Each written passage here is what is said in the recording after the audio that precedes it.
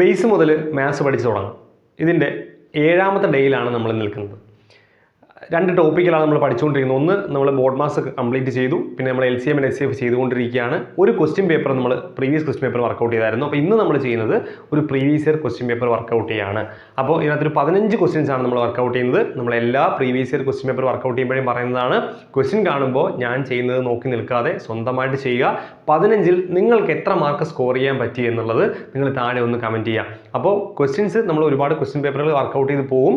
പതിയെ നമ്മൾ ടോപ്പിക്കും പഠിച്ചു വരും. അപ്പോൾ ഓരോ ടോപ്പിക്കും കഴിഞ്ഞ് വരുമ്പോൾ ഈ ടോപ്പിക്കിലുള്ള ക്വസ്റ്റ്യൻസ് നമ്മുടെ പ്രീവിയസ് ക്വസ്റ്റ്യനിൽ കാണുമ്പോൾ നിങ്ങൾക്ക് ചെയ്യാൻ പറ്റുന്നുണ്ടോ എന്ന് നോക്കുക. ആദ്യം ചിലപ്പോൾ നിങ്ങൾക്ക് പ്രീവിയസ് ക്വസ്റ്റ്യൻ പേപ്പർ നിങ്ങൾക്ക് ഐഡിയ കാണത്തില്ല, മാർക്ക് വളരെ കുറവായിരിക്കും. പക്ഷേ അത് ഗ്രാജുവലി ഇമ്പ്രൂവ് ചെയ്ത് വരുന്നതാണ് നമുക്ക് ആവശ്യമായിട്ട് വരുന്നത്. സോ അതുകൊണ്ട് തന്നെ സ്വന്തമായിട്ട് തന്നെ ഇനി എത്ര അറിയില്ലെങ്കിലും ഈ 15 ക്വസ്റ്റ്യൻസ് സ്വന്തമായിട്ട് വർക്കൗട്ട് ചെയ്യുക. 1 മാർക്കാണ് കിട്ടിയതെങ്കിലും അത് നിങ്ങൾ കമൻറ്റ് ചെയ്യുക. അപ്പോൾ നിങ്ങൾക്ക് ഈ പിന്നീട് ഉണ്ടാകുന്ന ഇമ്പ്രൂവ്മെൻറ്റ് നമുക്ക് മനസ്സിലാക്കാം. അങ്ങനെയാണ് ചെയ്യേണ്ടത്. എനിക്ക് മാർക്ക് കുറഞ്ഞു പോയി, എനിക്ക് പറയാൻ നാണക്കേട്, അങ്ങനെ ഒന്നും വിചാരിക്കരുത്. ആ മാർക്ക് നിങ്ങളൊന്ന് സ്കോറിൽ ഒന്ന് എഴുതി വയ്ക്കുകയും ചെയ്യും. ഒരു ബുക്ക് എടുക്കുക, പ്രീവിയസ് ക്വസ്റ്റ്യൻ പേപ്പർ വർക്കൗട്ട് ചെയ്യാനായിട്ട് ഒരു ബുക്ക് എടുക്കുക. ആ ബുക്കിൽ മാർക്ക് കൂടി എനിക്ക് കിട്ടിയ മാർക്ക് എന്നുള്ള കൂടി എഴുതി വയ്ക്കുക. പിന്നീട് നിങ്ങൾക്ക് ഡൗട്ടുള്ള ക്വസ്റ്റ്യൻസ് നമ്മൾ ചെയ്യുന്നത് നോക്കിയിട്ട് പഠിച്ചുകൂടി അപ്ഡേറ്റ് ചെയ്ത് വരിക. ഓക്കെ, സോ നമുക്ക് ക്വസ്റ്റ്യൻസിലേക്ക് വരാം. 15 ക്വസ്റ്റ്യൻസ് ആണ് നമ്മൾ ചെയ്യുന്നത്. നമുക്ക് ഒന്നാമത്തെ ചോദ്യം നോക്കാം. നോർമലി നമ്മളിപ്പോൾ എളുപ്പമുള്ള ക്വസ്റ്റ്യൻ പേപ്പറാണ് വർക്കൗട്ട് ചെയ്ത് വരിക. അപ്പോൾ അത് എന്ന് കരുതിയിട്ട് നമുക്ക് എളുപ്പമുള്ളത് ആയതുകൊണ്ടാണ് എനിക്ക് നല്ല മാർക്ക് കിട്ടിയെന്ന് വിചാരിക്കേണ്ട. നമുക്ക് ആദ്യം നമ്മൾ തുടങ്ങുന്നേ ഉള്ളൂ. സോ ചെറിയ ക്വസ്റ്റ്യൻസ് ഒക്കെ ചെയ്ത് നമുക്ക് വലിയ ടഫ് ആയിട്ടുള്ള ക്വസ്റ്റ്യൻ പേപ്പറൊക്കെ നമുക്ക് ചൂസ് ചെയ്ത് ചെയ്യാം. അപ്പോൾ ഞാൻ പറഞ്ഞത് ഭയങ്കര സിമ്പിളായിട്ടുള്ള ക്വസ്റ്റ്യൻസ് അല്ല ഞാൻ പറയുന്നത്, ഒരു ആവറേജ് ലെവലിൽ നിൽക്കുന്ന ക്വസ്റ്റ്യൻസ് ആണ്. ഓക്കെ, സോ ഒന്നാമത്തെ ക്വസ്റ്റ്യൻ നോക്കിയേ.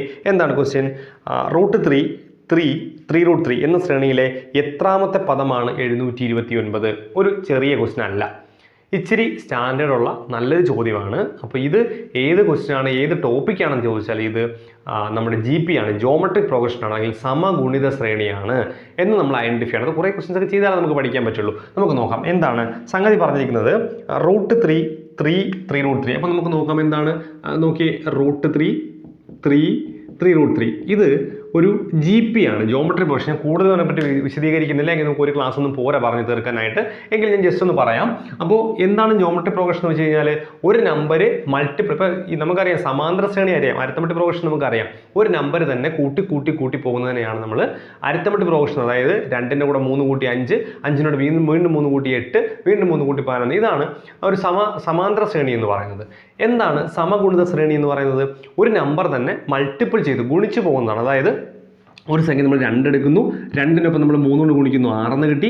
6 വീണ്ടും 3 കൊണ്ട് ഗുണിക്കുന്നു, 18 കിട്ടി. 12 വീണ്ടും നമ്മൾ 3 കൊണ്ട് ഗുണിക്കുന്നു, 54 കിട്ടി. ഇങ്ങനെ പോകുന്നതിനെയാണ് നമ്മൾ സമഗുണിത ശ്രേണി എന്ന് പറയുന്നത്. അതായത് ഒരു സംഖ്യ കൊണ്ട് ഗുണിച്ച് പോകും. ഒരു ഫിക്സഡ് നമ്പർ ആദ്യം എടുക്കുന്നു, അതിനെ ഒരു ഫിക്സഡ് നമ്പർ കൊണ്ട് ഗുണിക്കുന്നു, വീണ്ടും അതിനെ സെയിം നമ്പർ കൊണ്ട് ഗുണിക്കുന്നു. അങ്ങനെ കിട്ടുന്ന ശ്രേണിയാണ് സമഗുണിത ശ്രേണി എന്ന് പറയുന്നത്.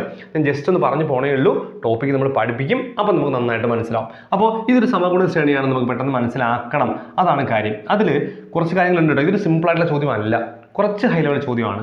ഓക്കെ, നമ്മൾ എങ്ങനെ അറിയുന്നത്? ഇത് പെട്ടെന്ന് നമ്മളൊക്കെ നന്നായി പഠിച്ചുള്ളവർക്ക് പെട്ടെന്ന് മനസ്സിലാവും സമഗുണിത ശ്രേണി. ഇപ്പോൾ ചിലപ്പോൾ അറിയാൻ പാടുന്നത് ഏത് ശ്രേണിയാണെന്ന് പോലും മനസ്സിലാവില്ല. അത് നിങ്ങളൊരു നാണക്കേടായിട്ട് വിചാരിക്കുകയോ ചെയ്യരുത്. നമ്മൾ പഠിക്കുമ്പോൾ നമ്മൾ സെറ്റാകും. ഓക്കെ, ഇത് സിമ്പിളാണ്. ഇതിൻ്റെ മീനിങ് എന്ന് വെച്ച് കഴിഞ്ഞാൽ √3 കൊണ്ടാണ് ഇത് മൾട്ടിപ്ലൈ ചെയ്ത് പോയിരിക്കുന്നത്. അതായത് √3 കൊണ്ട് മൾട്ടിപ്പിൾ ചെയ്യുമ്പോൾ 3 എന്ന് കിട്ടും. √3 കൊണ്ട് മൾട്ടിപ്പിൾ ചെയ്യുമ്പോൾ 3 എന്ന് കിട്ടും. വീണ്ടും √3 കൊണ്ട് മൾട്ടിപ്പിൾ ചെയ്യുമ്പോൾ √3 എന്ന് കിട്ടും. അങ്ങനെയാണ് നമുക്കറിയാം. √3 കൊണ്ട് മൾട്ടിപ്പിൾ എന്താ വരിക? 3 ആണ് വരിക. ഇതെങ്ങനെ ഐഡൻറ്റിഫൈ ചെയ്യും നമ്മൾ ഏത് കൊണ്ടാണ് മൾട്ടിപ്പിൾ ചെയ്തേക്കണമെന്ന്? അതിനാണ് നമ്മൾ ചെയ്യേണ്ടത്. രണ്ടാമത്തെ നമ്പറിനെ ഒന്നാമത്തെ നമ്പർ കൊണ്ട് ഡിവൈഡ് ചെയ്താൽ മതി. രണ്ടാമത്തെ നമ്പറിനെ ഒന്നാണ് 3/3 ചെയ്താൽ മതി. ഇത് ചെയ്യാൻ ചിലപ്പോൾ ചിലർക്ക് അറിയാൻ പാടില്ലായിരിക്കും. അങ്ങനെ അറിയാൻ പാടില്ലെങ്കിൽ ഇതിനെ ഡിവൈഡ് ചെയ്താലും മതി. അതായത് മൂന്നാമത്തെ നമ്പറിനെ തൊട്ട് മുമ്പുള്ള നമ്പർ കൊണ്ട് ഡിവൈഡ് ചെയ്താൽ മതി. എങ്കിലും നമുക്കിത് പഠിക്കണമല്ലോ. ഇതെങ്ങനെയാണ് ചെയ്യേണ്ടത് നമുക്ക് അറിയണ്ടേ? ഇത് നിങ്ങൾക്ക് അറിയാമെന്ന് ഞാൻ വിചാരിക്കണം. √3 × √3 ആണ് 3 എന്ന് അറിയാമെന്ന് വിചാരിക്കുകയാണ്. അതും നിങ്ങൾ അറിയില്ല. ഞാൻ പറയുന്നത് നിങ്ങൾക്ക് അറിയാമെന്ന് കരുതി ഞാൻ പറഞ്ഞു പോകുന്ന ചില കാര്യങ്ങൾ നിങ്ങൾക്ക് ഒരാൾക്കെങ്കിലും അറിയാൻ പാടില്ലായിരിക്കും. താഴെ നിങ്ങൾ കമൻറ്റ് ചെയ്യണം. ഞാൻ കഴിഞ്ഞ ദിവസം നിങ്ങൾ ചോദിച്ചു, ഒരുപാട് പേര് ഒരു ഡൗട്ട് ക്വസ്റ്റ്യൻ ഞാൻ ഒരു ഷോർട്ടായിട്ട് ചെയ്തിട്ടുണ്ടായിരുന്നു. അപ്പോൾ അതുകൊണ്ട് നിങ്ങൾ അങ്ങനെ പറഞ്ഞാൽ ഞാൻ ഷോർട്ട്സ് ആയിട്ട് ചെയ്യുകയോ നിങ്ങൾക്ക് പേഴ്സണലി പറഞ്ഞു തരുമൊക്കെ ചെയ്യാം. അപ്പോൾ അതുകൊണ്ട് നിങ്ങൾ തീർച്ചയായിട്ടും എന്ത് ചെയ്യണം? നിങ്ങൾ ഒരാൾക്കെങ്കിലും ഉണ്ടെങ്കിൽ ഡൗട്ട് പറഞ്ഞോളാം. ഓക്കെ, സോ നമ്മൾ എന്ത് ചെയ്യുന്നു? ഇത് ചെയ്യാൻ ഞാനൊന്ന് പറഞ്ഞുതരാം. എന്താണ്? ജസ്റ്റ് ഞാൻ ആദ്യം ഐഡിയ റിയൽ മെത്തേഡ് പറയുകയാണെങ്കിൽ പിന്നെ നമുക്ക് പെട്ടെന്ന് ചെയ്യാം. ഈ 3 എന്ന് പറഞ്ഞാൽ നമുക്ക് എന്തറിയാം? √3 × √3 നമുക്ക് അറിയാം അല്ലേ? സോ അങ്ങനെയാണെങ്കിൽ നമുക്ക് ഈ 3 എങ്ങനെ എഴുതാൻ പറ്റും? √3 × √3 എന്ന് എഴുതാൻ പറ്റും. ശരിയല്ലേ? താഴെ ആരുണ്ട്? √3 ഉണ്ട്. ഇതാ നോക്കിയേ, ഒരു √3 വെട്ടിപ്പോയില്ലേ? ബാക്കി ആരാ വന്നത്? √3. അതായത് രണ്ടാമത്തെ നമ്പറിനെ ഒന്നാമത്തെ നമ്പർ കൊണ്ട് ഡിവൈഡ് ചെയ്തപ്പോൾ എന്ത് കിട്ടി? √3 എന്ന് കിട്ടി. അതിൻ്റെ അർത്ഥം എന്താണ്? ഒന്നാമത്തെ നമ്പറിനെ √3 കൊണ്ട് മൾട്ടിപ്പിൾ ചെയ്തപ്പോഴാണ് രണ്ടാമത്തെ നമ്പർ കിട്ടിയെന്നാണ്. ഇനി നമുക്ക് സംശയം ഉണ്ടെങ്കിൽ മൂന്നാമത്തെ നമ്പറിനെ ഡിവൈഡ് ചെയ്ത് നോക്കാം. മൂന്നാമത്തെ നമ്പർ ഏതാ? 3√3 അല്ലേ? ആ 3√3യെ ആ സെക്കൻഡ് നമ്പർ കൊണ്ട് ഡിവൈഡ് ചെയ്ത് നോക്കാം. തൊട്ടുമുള്ള നമ്പർ കൊണ്ട് ഡിവൈഡ് ചെയ്യാം. അങ്ങനെയാണ് കേട്ടോ. സോ നമ്മളിത് കട്ട് ചെയ്യാണ്. ബാക്കി ആരാ വരിക? √3 എന്നാ വരിക. കണ്ടോ? ഇത്രയേ ഉള്ളൂ. അപ്പോൾ നോക്കി എല്ലായിടത്തും സെയിം അല്ലേ? അതായത് നമുക്ക് എന്ത് മനസ്സിലായി? √3 കൊണ്ടാണ് ഇത് മൾട്ടിപ്പിൾ ചെയ്ത് പോയിരിക്കുന്നത് എന്ന് മനസ്സിലായി. അപ്പോൾ നമ്മൾ എന്ത് ചെയ്യുന്നു? നമുക്ക് മനസ്സിലായി ഒരു സമഗുണിത ശ്രേണിയിൽ, ഇനി സമഗുണിത ശ്രേണി ഐഡിയ ആണ് കേട്ടോ. ആ സമഗുണിത ശ്രേണി അല്ലെങ്കിൽ ജോമെട്രി പ്രോഗ്രഷൻ്റെ ഒരു ഐഡിയ, ഒരു ഇക്വേഷൻ ഉണ്ട്. അതിൻ്റെ nth ടേം എന്ന് പറയുന്നത് nth ടേം an എന്ന് എഴുതാറുണ്ട്, tn എന്ന് എഴുതാറുണ്ട്, xn എന്ന് എഴുതാറുണ്ട്. അങ്ങനെ നമ്മൾ a എന്ന് എഴുതാണ്. a ന് ഒരു ഇക്വേഷൻ ഉണ്ട്, ar⁻n−1 എന്നാണ് ഇക്വേഷൻ. ar⁻n−1 എന്താണ് a എന്ന് പറഞ്ഞാൽ? ഫസ്റ്റ് ടേം, ആദ്യ പദം. r എന്താണ്? Common ratio. അതാണ് നമ്മൾ ഈ കണ്ടുപിടിച്ച സാധനം. കണ്ടോ? √3 അതാണ് കോമൺ റേഷ്യോ. ഫസ്റ്റ് ടേം നമുക്കറിയാം. ഫസ്റ്റ് ടേം എന്ത് തന്നെയാണ്? √3 തന്നെയാണ്. മനസ്സിലായില്ലേ? ക്ലിയർ ആവാൻ കുറച്ച് പാടാണ്. കാരണം ടോപ്പിക്ക് അറിയില്ലെങ്കിൽ കുറച്ച് പാടാണ് കേട്ടോ. ജസ്റ്റ് ഒന്ന് പഠിച്ചു വെച്ചിരുന്നാൽ മതി, നമുക്ക് റെഡിയാക്കാം. ഇനി എന്ന് പറഞ്ഞാൽ എന്താ? എന്ന് വെച്ചാൽ പദങ്ങളുടെ എണ്ണമാണ്. നമ്പർ ഓഫ് ടേംസ് എന്നാണ്. നമ്പർ ഓഫ് ടേംസ് എന്നാണ്. ഇനി an എന്താണ്? an ലാസ്റ്റ് ടേം എന്നോ നമുക്ക് തന്നിരിക്കുന്ന പദമെന്നോ ഒക്കെ നമുക്ക് എടുക്കാം. ഓക്കെ അല്ലേ? എന്നാം പദം എന്നാണ്, എന്ത് ടേം എന്നാണ്. ഏതാ പറഞ്ഞിരിക്കുന്നത്? ഇനി പറഞ്ഞു നോക്കിയേ, എത്രാമത്തെ പദമാണ് 729? നമുക്ക് അറിയില്ല എത്രാമത്തെ പദമാണെന്ന്. അപ്പോൾ നമ്മൾ എന്ത് ചെയ്യും? an എന്ന് പറയുന്നത് 729 എന്ന് എടുക്കും. ഓക്കെ, ക്ലിയർ ആയോ? an എന്ന് പറയുന്നത് 729 നമ്മൾ എടുക്കുകയാണ്. ഓക്കെ അല്ലേ? നമുക്കൊന്ന് ചെയ്ത് നോക്കാം. നോക്കിയേ, അപ്പോൾ an എത്രയാ? an 729. സോ നമുക്ക് എങ്ങനെ എഴുതാം? 729 ഈക്വൽ ടു, കുറച്ച് ടഫ് ക്വസ്റ്റ്യൻ ആണ്. ഒന്ന് ഇക്വേഷൻ അറിയണം, സമഗുണ ശ്രേണിയെ പറ്റി നന്നായിട്ട് അറിയെങ്കിൽ നമുക്ക് ചെയ്യാൻ പറ്റുള്ളൂ. a നമുക്ക് നോക്കാം. a എന്താണ്? a √3 ആണ്. ഇൻറ്റു അടുത്ത എന്താ? r ഉം √3 ആണ്. So √3 raise to n−1. Okay അല്ലേ? ശരിയല്ലേ? ഇനി നമ്മൾ നോക്കി √3 ഗുണിക്കാൻ പറ്റും. നമ്മൾ ആലോചിക്കുകയാണ്, √3 ഗുണിക്കാൻ പറ്റുമോ? ചിലരൊക്കെ തോന്നും √3 ഗുണിച്ച് 3 എന്ന് എഴുതാം എന്ന് തോന്നുന്നവരുണ്ടാകും. അങ്ങനെ തോന്നിയവർ ആരെങ്കിലും ഉണ്ടെങ്കിൽ, അല്ലെങ്കിൽ ഞാൻ പറഞ്ഞപ്പോൾ അങ്ങനെ ചെയ്യാൻ പാടില്ലേ എന്ന് അങ്ങനെ തോന്നിയ ആരെങ്കിലും ഉണ്ടെങ്കിൽ തീർച്ചയായിട്ടും നിങ്ങൾ താഴെ കമൻറ്റ് ചെയ്യണം കേട്ടോ. അങ്ങനെ ഉള്ളവർ ഒരു പ്രശ്നമില്ല, കമൻറ്റ് ചെയ്യണം. എങ്കിലേ ഈ കുറച്ച് പേര് ഇങ്ങനെ ഇൻട്രോവേർട്ടഡ് ബാക്കി മാറി നിൽക്കുന്നവരുണ്ട്. അപ്പോൾ പറയുമ്പോൾ അവർക്കും തോന്നും, പറയാനായിട്ട് തോന്നും. അപ്പോൾ നിങ്ങൾക്ക് അങ്ങനെ തോന്നിയവരുണ്ടെങ്കിൽ ഒന്ന് കമൻറ്റ് ചെയ്തേക്കുക. കാര്യം എന്ന് വെച്ച് കഴിഞ്ഞാൽ ഇത് അങ്ങനെ ചെയ്യാൻ പറ്റില്ല. ഇതാണ് നമ്മൾ ബോർഡ് മാസിൽ പറഞ്ഞൊരു കാര്യം. നിങ്ങൾ ഓർക്കുന്നുണ്ടോയെന്ന് അറിയില്ല. ബോർഡ് മാസ് നമ്മൾ പറഞ്ഞു, ബോർഡ് മാസിലെ BO എന്ന് പറയുന്നത് ഓർഡർ ആണ് നമ്മൾ പറഞ്ഞു. ഓർഡർ എന്ന് പറഞ്ഞാൽ എന്താ? പവറാണ്. ഇവിടെ ഏതൊക്കെയുണ്ട്? ഇവിടെ ഉള്ളത് ആകെ ഇൻറ്റു സൈനാണ് ഉള്ളത്. അപ്പോൾ നമ്മൾ ആദ്യം ഇൻറ്റു അങ്ങ് ചെയ്യും. പക്ഷെ അങ്ങനെ ഇൻറ്റു ചെയ്യാൻ പാടില്ല. കാര്യം എവിടെയെങ്കിലും പവർ ഉണ്ടെങ്കിൽ, കൃതി ഉണ്ടെങ്കിൽ കൃതിയെ ആദ്യം ചെയ്യാൻ പാടുള്ളൂ നമ്മൾ പറഞ്ഞു. ഇവിടെ കൃതിയല്ലേ? കണ്ടോ? കൃതിയുണ്ട്. സോ നമുക്ക് എന്ത് ചെയ്യാൻ പാടില്ലെന്നാണ്? നമ്മൾ ഇവിടെ ഇൻറ്റു ആദ്യം ചെയ്യാൻ പാടില്ല എന്നാണ്. അപ്പോൾ അതുകൊണ്ട് ആദ്യം നമുക്ക് കൃതിയെ ചെയ്യാൻ പാടുള്ളൂ. കൃതിയെ ചെയ്യാൻ ഇവിടെ എന്ന് കിടക്കുകയല്ലേ? അറിയില്ല. പക്ഷേ ഇവിടെ വേറൊരു പരിപാടിയുണ്ട്. √3 എന്ന് പറഞ്ഞാൽ √3⁻1 അല്ലേ? ഇനി നമ്മൾ പഠിച്ചിട്ടുള്ള എക്സ്പോണന്റ്, കൃത്യംഗങ്ങൾ, ഇത് കണ്ടോ? പല ടോപ്പിക്കായിട്ട് ഇന്റർ കണക്ട് ചെയ്ത ക്വസ്റ്റ്യൻ വരിക. അപ്പോൾ അതുകൊണ്ട് എല്ലാ ടോപ്പിക്കും പഠിച്ചാലും നിങ്ങൾക്ക് ചെയ്യാൻ പറ്റുള്ളൂ. അപ്പോൾ നിങ്ങൾക്ക് ഇവിടെ മാർക്ക് കുറഞ്ഞ് വിചാരിച്ചിട്ട് നിങ്ങൾ ടെൻഷൻ അടിക്കരുത്, വിഷമിക്കരുത്. കാരണം നമ്മൾ എല്ലാ ടോപ്പിക്കും പഠിച്ച് കഴിഞ്ഞിട്ടില്ല, നമ്മൾ തുടങ്ങിയിട്ടേ ഉള്ളൂ. അപ്പോൾ നോക്കിയേ, നമ്മളിവിടെ എന്താ ഫോം എന്ന് പറയുന്നത്? ഇത് a⁻m ഇൻറ്റു a⁻n ആണ്. a⁻m അല്ലേ? അത് നമ്മൾ പഠിച്ചിട്ടില്ലേ? a⁻m+n. ഇതെങ്ങനെയാണ് തോന്നുന്നത്? നോക്കിയേ, രണ്ട് സ്ഥലത്തെയും പാദങ്ങൾ ബേസ് തുല്യമല്ലേ? ഏതാ? നോക്കിയേ, ഇവിടെ √3. അങ്ങനെയാണെങ്കിൽ നമുക്ക് എന്ത് ചെയ്യാം? ഈ ഒരൊറ്റ a എഴുതിയിട്ട് മുകളിൽ അങ്ങ് കൂട്ടിയാൽ മതി. അപ്പോൾ നോക്കി, രണ്ടിടത്ത് √3 അല്ലേ? അപ്പോൾ നമ്മൾ എന്ത് ചെയ്യും? ഒരു √3 എഴുതിയിട്ട് മുകളിൽ കൂട്ടിയാൽ മതി. ഇവിടെ എന്താണ്? 1 + n−1. ചിലർക്ക് ഈ 1 ഇട്ടതും മനസ്സിലാക്കാനില്ല. ഞാൻ പറഞ്ഞിട്ടുണ്ട്, എന്ത് വന്നാലും സംശയം ചോദിക്കാം.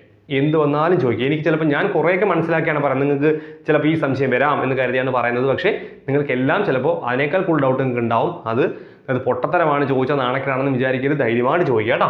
എങ്കിലും നമുക്ക് പഠിക്കാൻ പറ്റും, മാത്സ് പഠിച്ചെടുക്കാൻ പറ്റുള്ളൂ. ഓക്കെ, നമുക്ക് എന്ത് ചെയ്യാം? ഈ 1 കട്ട് ചെയ്യാം. കാര്യം m+n അല്ലേ? കൂടെ കൂട്ടുക. അപ്പോൾ ബാക്കി എന്ത് വന്നു? √3⁻n എന്ന് വന്നു. ഇപ്പുറത്ത് ആരുണ്ട്? 729 ഉണ്ട്. ശരിയല്ലേ? നമുക്ക് 229 ഒന്ന് ഫാക്ടറൈസ് ചെയ്യാം. 729 നോക്കി, 729 ഘടക്രിയാണ് 3 വെച്ചിട്ട്. 2 3 6 അല്ലേ? ഇനി പവർ എവിടെ വന്നത്? ഇങ്ങനെ പവർ വന്നിട്ട് ഇപ്പോൾ ഒരു സംഖ്യ വന്നാൽ എപ്പോഴും ഘടക്രിയ ചെയ്യാൻ പറ്റുള്ളൂ. അത് പഠിച്ചു വെച്ചോളാം. 2 3 6, ബാക്കി ഒന്ന് 12, 4 3 12, 3 3 9, വീണ്ടും 3 കൊണ്ട് ചെയ്യുന്ന 8 3 24, ഒരു 3 3, വീണ്ടും 3 27, വീണ്ടും 3 9, വീണ്ടും 3 3. കണ്ടോ എത്ര 3 ആയി? 3 3 കണ്ടോ 6 മൂന്നുകളായി അല്ലേ? സോ 6 മൂന്നുകളായി നമുക്ക് എങ്ങനെ എഴുതാം? 720 നമുക്ക് എങ്ങനെ എഴുതാം? 3/6 എന്ന് എഴുതാം. കണ്ടോ? പക്ഷെ ഇപ്പോഴും ആൻസർ ആയിട്ടില്ല. ഒരു ചെറിയ പ്രശ്നമുണ്ട്. കാര്യം എന്ന് വെച്ച് കഴിഞ്ഞാൽ നമുക്കിതാ ഇങ്ങനൊരു കണ്ടീഷൻ ഉണ്ട് കേട്ടോ. a/m is equal to a/n ആണെങ്കിൽ if a/m is equal to a/n then m is equal to n ആയിരിക്കും. അതായത് താഴെ ബേസുകൾ തുല്യമാണെങ്കിൽ പവറുകൾ തുല്യമായിരിക്കുന്ന കോൺസെപ്റ്റ്. പക്ഷേ ഇവിടെ ഈ കൃത്യം വരുന്ന ക്വസ്റ്റ്യൻ ഇങ്ങനെ ചെയ്യാൻ പറ്റുള്ളൂ. ഇവിടെ നോക്കി, ഇവിടെ 3ഉം ഇവിടെ √3 അപ്പോൾ നമുക്ക് അങ്ങനെ ചെയ്യാൻ പറ്റില്ല. രണ്ടും ഒരുപോലെ ആണെങ്കിലേ ചെയ്യാൻ പറ്റൂ. അപ്പോൾ നമുക്ക് എന്ത് ചെയ്യണം? ഈ താഴെ ഒരുപോലെ ആക്കണം. അങ്ങനെ പരിപാടിയുണ്ട്. എന്താണ്? നമുക്കറിയാം 3 എന്ന് വെച്ചാൽ എന്താ? 3 എന്ന് വെച്ച് കഴിഞ്ഞാൽ √3 × √3 എന്നല്ല നേരത്തെ നമ്മൾ പറഞ്ഞു. അതാ നോക്കി, 3 എന്ന് വെച്ചാൽ √3 ആണ് എന്ന് പറഞ്ഞാൽ 3 നമുക്ക് എങ്ങനെ എഴുതാൻ പറ്റും? √3² എന്ന് എഴുതാൻ പറ്റൂലേ? അല്ലെങ്കിൽ √3² എന്ന് എഴുതാൻ പറ്റൂലേ? √3² അല്ലേ? കാരണം √3² ആണ്. ഞാൻ എന്താ ഈ 3നെ √3² എന്ന് എഴുതുകയാണ്. കണ്ടോ? r ഉണ്ട്, 6 ഉണ്ട്. കണ്ടോ? കാര്യം 6 അവിടെ തന്നെ ഉണ്ട്. ഞാൻ 3നെ മാത്രമേ മാറ്റുള്ളൂ. എന്തിനാ മാറ്റിയത്? അപ്പുറത്തെ പോലത്തെ ബേസ് കിട്ടാനാണ്. അപ്പുറത്ത് എന്താണോ കിടക്കുന്നത് അതുപോലത്തെ ബേസ് കിട്ടാൻ ഞാൻ മാറ്റി. കുറച്ച് ഡിഫിക്കൽട്ടാണ്, എനിക്ക് നന്നായിട്ട് അറിയാം കേട്ടോ. നന്നായിട്ട് അറിയാൻ ഡിഫിക്കൽട്ടാണ്. നമ്മൾ കൃത്യങ്ങളും ഈ പറഞ്ഞ എല്ലാം പഠിച്ചു വരുമ്പോൾ നമ്മൾ സെറ്റാവും, ഗ്യാരണ്ടിയാണ്. നോക്കി, ഇതിപ്പോൾ ഏത് ഫോം എന്നറിയാവോ? വീണ്ടും എക്സ്പോണൻ്റ് ആണ്. a/m അതായത് നമ്മൾ പണ്ട് പറഞ്ഞിട്ടുണ്ട്, പവറിൻ്റെ പവർ, ഒരു പവർ അതിൻ്റെ പവർ, പവറിൻ്റെ പവർ ഒന്നാ ഗുണിക്കണം എന്നാണ്. a/m × n എന്നാണ്. അപ്പോൾ നമുക്ക് എന്ത് ചെയ്യാം? √3 2 × r 12 ദാറ്റ് ഈസ് √3 n. ഇപ്പോൾ നോക്കി, ഇവിടെ 2 ഈക്വൽ ആയില്ലേ? ഈ കണ്ടീഷനായി എയും ഈക്വൽ ആയി എങ്കിൽ പവർ ഈക്വൽ. താഴെ 2 ഈക്വൽ ആണെങ്കിൽ പവർ ഈക്വൽ ആയിരിക്കും. അതായത് n ഈസ് ഈക്വൽ ടു 12 എന്നായിരിക്കും. n is equal to 12. Option ഉണ്ടോ നോക്കിയേ? n ഈസ് ഈക്വൽ 12 ആണ്. ഉണ്ട്, സെക്കൻഡ് ഓപ്ഷനാണ്. അപ്പോൾ നിങ്ങൾ വിചാരിക്കും ഇത്രയും സമയം എടുക്കുമല്ലയോ ഇതെങ്ങനെയാണ് ചെയ്യുന്നതെന്ന്. അങ്ങനെയൊന്നുമില്ല. നമ്മൾ പഠിച്ചു കഴിഞ്ഞാൽ ഇത്രയും സ്റ്റെപ്പൊന്നും വരില്ല. നമ്മൾ പടപടപടാന്ന് ചെയ്യും. പഠിക്കും. നമുക്ക് കുറച്ച് ഐഡിയ കുറവുള്ളതുകൊണ്ടാണ് നമുക്ക് പഠിച്ചെടുക്കാൻ പറ്റും. ഓക്കെ അല്ലേ? സോ ഫസ്റ്റ് ക്വസ്റ്റ്യൻ ഇത്രയും സമയത്ത് നമ്മൾ ചെയ്ത് ഫസ്റ്റ് ക്വസ്റ്റ്യൻ ആണ്. നമുക്കിനി ബാക്കി ക്വസ്റ്റ്യൻ നോക്കാം. അടുത്ത ചോദ്യം നോക്കിയേ. എന്താ ചോദ്യം? ഒരു ക്ലാസ്സിലെ 30 കുട്ടികളുടെ ശരാശരി വയസ്സ് 13 ആണ്. അതിനോട് ഒരു ടീച്ചറിൻ്റെ വയസ്സ് കൂടി കൂട്ടിയാൽ ശരാശരി 1 വർദ്ധിക്കുമെങ്കിൽ ടീച്ചറുടെ വയസ്സ് എത്ര? ഓക്കെ, നമ്മൾ ശരാശരിയുമായി ബന്ധപ്പെട്ട ചോദ്യങ്ങൾ, ശരാശരിൻ്റെ റിയൽ മെത്തേഡ് എന്താണെങ്കിൽ ലോജിക്ക് എന്താണെന്നൊക്കെ നമുക്ക് അവിടെ പറയാം. ഇപ്പോൾ നമ്മൾ ഈ ക്വസ്റ്റ്യൻ എങ്ങനെയാണ് ചെയ്യുന്നതെന്ന് മാത്രം പറഞ്ഞു പോവാണ്. ക്വസ്റ്റ്യൻ ചെയ്യുന്നത് എങ്ങനെയാണെന്ന് നമ്മൾ പറയുന്നത്. ഇതിൻ്റെ റിയൽ മെത്തേഡ് നമ്മൾ എന്ത് ചെയ്യും? ശരാശരി പഠിക്കുമ്പോൾ, അല്ല റിയൽ മീൻസ് എന്താണ് ചെയ്യുന്നത് തെറ്റെന്നല്ല ഞാൻ പറയുന്നത്, ലോജിക്ക് അനുസരിച്ച് എങ്ങനെയെന്ന് കൂടെ നമ്മൾ പറയും. നമ്മളിപ്പോൾ ചെയ്തു പോകുന്നത് എങ്ങനെയാണ്? ലോജിക്കും പറയും, ട്രിക്കും പറയും. അങ്ങനെയാണ് നമ്മൾ പഠിച്ചു പോകുന്നത്, ടോപ്പിക്ക് പഠിച്ചു പോകുന്നത്. സോ അതുപോലെ തന്നെ ശരാശരി എത്തുമ്പോൾ നമുക്കത് പറയാം. ഇപ്പോൾ ഈ ക്വസ്റ്റ്യൻ എങ്ങനെ ചെയ്യുമെന്ന് നമുക്ക് നോക്കാം. നോർമലി നമ്മൾ എങ്ങനെയാണ് ചെയ്യുന്നത് നോക്കി. ഒരു ക്ലാസ്സിൽ 30 കുട്ടികളുടെ ശരാശരി വയസ്സ് 13 ആണ്. അപ്പോൾ എത്ര കുട്ടികളുണ്ട്? 30 കുട്ടികളുണ്ടല്ലേ? ഈ 30 കുട്ടികളുടെ ശരാശരി വയസ്സ് എത്രയാണ്? 13 ആണ് അല്ലേ? അപ്പോൾ ഇതെന്താണ്? ഇത് കുട്ടികളുടെ എണ്ണം, ഇത് ശരാശരി. നമുക്കറിയാം ശരാശരി എന്ന് പറഞ്ഞാൽ എന്താ? ശരാശരി എന്ന് തുക × തുക ഭാഗം എണ്ണം എന്നാണ്. അപ്പോൾ എണ്ണവും ശരാശരിയും ഗുണിച്ചാൽ തുക കിട്ടുമെന്ന് നമുക്കറിയാം. നമ്മൾ പഠിച്ചിട്ടുണ്ട്. ശരാശരി ഗുണം എണ്ണം എന്ന് പറയുന്നത് തുകയാണ്. അപ്പോൾ എന്താ? 30 × 13 എണ്ണവും ശരാശരിയും ഗുണിക്കുമ്പോൾ ആ കുട്ടികളുടെ ആകെ എന്താ പ്രായമാണോ പറഞ്ഞിരിക്കുന്നത്? വയസ്സാണല്ലേ പറഞ്ഞിരിക്കുന്നത്. സോ അത് തന്നെയാണ്. 30 × 13 390 അല്ലേ? 390 ആയിരിക്കും ആ 30 കുട്ടികളുടെ ആകെ വയസ്സുകളുടെ തുക എന്ന് പറയുന്നത് അല്ലേ? ഇനി എന്താ പറയുന്നത്?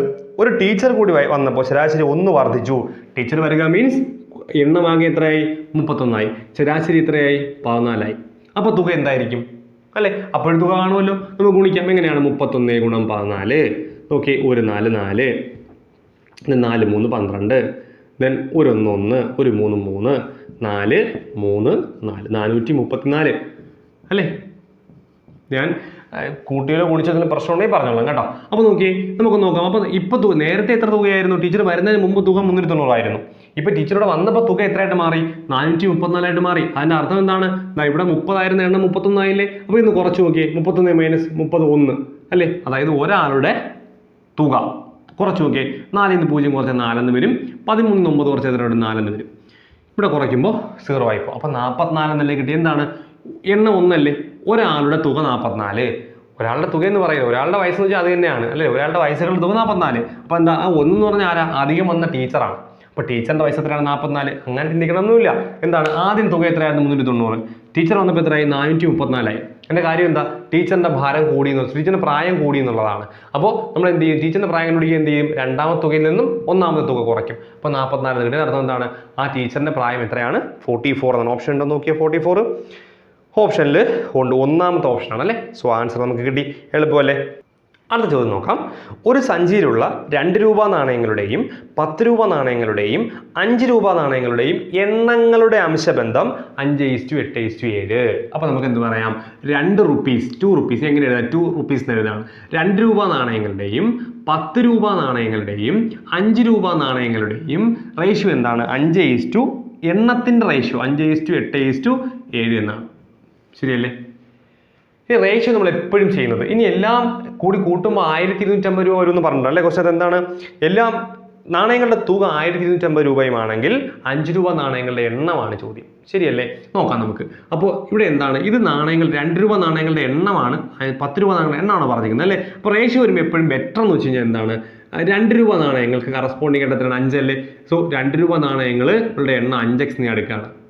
എക്സ് എപ്പോഴും അങ്ങനെ ചെയ്യുന്നത്. എക്സ് എന്ന് എടുക്കും. അപ്പോൾ 10 രൂപ നാണയങ്ങൾ എത്രയായിരിക്കും? അതിന് കറസ്പോണ്ടിങ് വാല്യൂ 8 അല്ലേ? സോ 8x എന്ന് എടുക്കും. ഇനി 5 രൂപ നാണയങ്ങളുടെ പറഞ്ഞേ, 5 രൂപ നാണയങ്ങളുടേത് 7x. അപ്പോൾ നമുക്ക് എന്ത് പറയാം? ഇത് എന്താ കിട്ടിയത്? 2 രൂപ നാണയങ്ങളുടെ എണ്ണമാണ് 5x അല്ലേ? 5x അല്ലേ? എങ്കിൽ 2 രൂപ ഇത് എണ്ണമാണ്, എണ്ണം. എന്ത്? 2 രൂപ നാണയങ്ങൾ 5x എണ്ണമുണ്ട് എങ്കിൽ 2 രൂപ നാണയങ്ങളുടെ തുക എന്തായിരിക്കും? ആകെ 5x എണ്ണമല്ലേ? ഒന്ന് ആലോചിച്ച് നോക്കിയേ. 2 രൂപ നാണയങ്ങൾ 10 എണ്ണമുണ്ട്. അപ്പോൾ ആകെ എത്ര രൂപ കാണും? 10 × 2 20 രൂപ. ശരിയല്ലേ? 2 രൂപ 10 ആണെങ്കിൽ 20 രൂപ. അപ്പോൾ ഇവിടെ 2 രൂപ 5x എണ്ണമുണ്ട്. അപ്പോൾ എത്രയായിരിക്കും? 5x × 2 10x ആയിരിക്കും തുക. അതായത് 2 രൂപ നാണയങ്ങളുടെ ആകെ തുക 10x ആയിരിക്കും. ശരിയാണോ?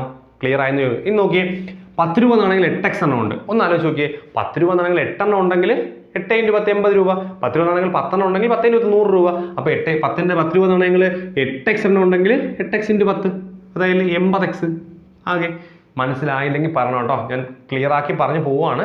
ക്ലിയർ ആയില്ലേ പറയണം. നോക്കിയേ, 5 രൂപ നാണയങ്ങൾ 7x ഉണ്ട് എങ്കിൽ ആകെ എത്രയായിരിക്കും? 5 × 7 35x ആയിരിക്കും ആകെ തുക. ക്ലിയർ അല്ലേ? മനസ്സിലായെന്ന് വിചാരിക്കണം. അപ്പോൾ ആകെ തുക എന്ന് പറയുന്നത്, അതായത് നമ്മൾ 2 രൂപ എല്ലാം കൂടി 10x രൂപയുണ്ട്, 10 രൂപ എല്ലാം കൂടി 80x രൂപയുണ്ട്, 5 രൂപ എല്ലാം കൂടി 35x രൂപയുണ്ട്. ഇതെല്ലാം കൂടി കൂട്ടുമ്പോൾ എത്ര കിട്ടും? 1250 രൂപ വരും എന്നാണ് പറയുന്നത്. സോ നമുക്ക് എന്ത് എഴുതാം? 10x + 80x + 35x = 1250 രൂപ. കൂട്ടി നോക്കിയേ. 10 20 സോറി 10 80 90x അല്ലേ? 90x 35x ഉണ്ട് കേട്ടോ, സോറി 90 35 125x = 1250. പെട്ടെന്ന് ചെയ്യാൻ പറ്റും. x = 1250/125 കട്ട് ചെയ്യുമ്പോൾ 1 10. സോ എക്സിൻ്റെ വില 10 ആണ് എന്ന് കിട്ടി. ഇനി എന്താ നമ്മളുള്ള ചോദ്യം? 5 രൂപ നാണയങ്ങളുടെ എണ്ണം എത്ര? എണ്ണമാണ്, തുകയല്ല ചോദ്യം. 5 രൂപ നാണയങ്ങളുടെ എണ്ണം 7x അല്ലേ? സോ 5 രൂപ നാണയങ്ങളുടെ എണ്ണം 7x ആകുമ്പോൾ എക്സിൻ്റെ വില നമുക്ക് അറിയാം 10. സോ 7 × 10 70. അപ്പോൾ 70 5 രൂപ നാണയങ്ങളുണ്ട് എന്നാണ് അർത്ഥം. നോക്കിയേ, 70 5 രൂപ നാണയങ്ങൾ എന്ന് പറയുമ്പോൾ ഉണ്ടോ നോക്കി, എത്രയാണ് ഓപ്ഷൻ? ഓപ്ഷൻ ഡി ആണ് ആൻസർ. സോ അതിൻ്റെ ആൻസർ നമുക്ക് കിട്ടി. ഇത്രയേ ഉള്ളൂ. സിമ്പിളായിട്ട് ചെയ്യാൻ പറ്റുന്ന ചോദ്യമാണ്. ക്ലിയർ ആയി എന്ന് വിചാരിക്കുന്നു. ഓക്കെ അല്ലേ? അപ്പോൾ നോക്കിയിട്ട് പറയാം കേട്ടോ. അടുത്ത ദിവസം നോക്കി, 18 ജോലിക്കാർ ഒരു മതിൽ പണിയാൻ 52 മണിക്കൂർ എടുക്കുമെങ്കിൽ അതേ ജോലി 36 മണിക്കൂർ കൊണ്ട് തീർക്കാൻ എത്ര ജോലിക്കാർ അധികം വേണം? ആ അധികത്തിൻ്റെ ഇമ്പോർട്ടൻസ് ഉണ്ട്. നോക്കാം നമുക്ക്. ഓക്കെ, 18 ജോലിക്കാർ ഒരു മതിൽ പണിയാൻ 52 മണിക്കൂർ എടുക്കും. അപ്പോൾ നമുക്ക് നോക്കാം. നോർമലി 18 പണിക്കാർക്ക് 52 മണിക്കൂർ. ശരിയല്ലേ? 18 പണിക്കാർക്ക് 52 മണിക്കൂർ എങ്കിൽ അതേ ജോലി 36 മണിക്കൂർ. അപ്പോൾ ഇത് വർക്കേഴ്സ്, ഇത് അവർ അല്ലേ? 18 പണിക്കാർക്ക് 52 മണിക്കൂർ. ഇനി എന്താ പറയുന്നതെങ്കിൽ അതേ ജോലി, അപ്പോൾ ഇവിടെ നമുക്ക് അതേ ഓർഡർ എഴുതാണ്, നമ്മൾ ഇങ്ങനെ എഴുതണം. സോ നോക്കി, അതേ ജോലി 36 മണിക്കൂർ കൊണ്ട് തീർക്കാൻ, 36 മണിക്കൂർ അവറിന് നേരെ കൊണ്ട് തീർക്കാൻ എത്ര പേര് വേണം? എക്സ് ആൾക്കാർ. ക്ലിയർ ആയില്ലേ? സോ 18 പേര് 52 മണിക്കൂർ എടുക്കും. എക്സ് ആൾക്കാർ 36 മണിക്കൂർ എടുക്കും. എങ്കിൽ എക്സ് എത്ര എന്നാണ് ചോദ്യം. സിമ്പിൾ അല്ലേ? 36 ഇപ്പുറത്ത് കൊണ്ടുവരിക. അപ്പോൾ 18 ഇവിടെ നിന്ന് വെട്ടാൻ പറ്റും കേട്ടോ. അത് നിങ്ങൾക്ക് പറ്റുമെന്ന് എനിക്കറിയില്ല. ഈ 18 36 വെട്ടാൻ 2 എണ്ണമൊക്കെ എഴുതാൻ പറ്റും. നമുക്കൊന്ന് ചെയ്ത് നോക്കാമെങ്കിലും. ഇതൊന്ന് നോക്കി, 52 എഴുതുന്നു. ഞാൻ ഗുണിച്ചിരിക്കുന്ന 36നെ പൊക്കി ഇവിടേക്ക് കൊണ്ടുവരാണ്. സോ ഗുണിച്ചിരിക്കുന്നതായി കൊണ്ട് താഴെ വരുമ്പോൾ ഹരിക്കും.